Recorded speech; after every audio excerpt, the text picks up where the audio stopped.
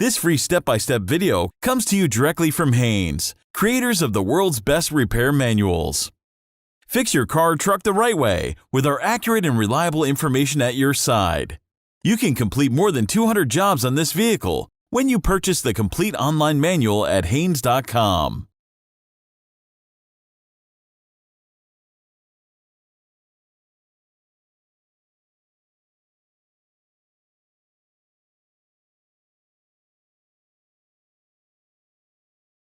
For the replacement of the front wiper blades.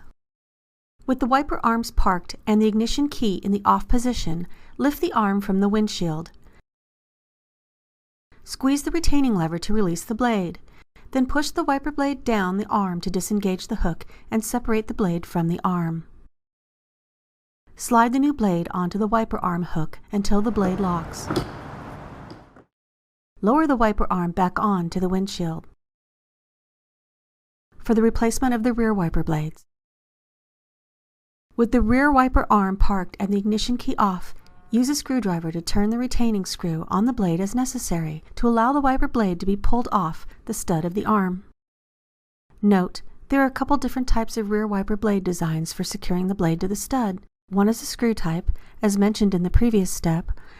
The other design works in the same way, but it consists of a retaining lever instead of a screw, which must be depressed with a small screwdriver as the blade is being pulled off the stud. Install the new blade by pushing it onto the wiper arm stud in the correct direction until it locks.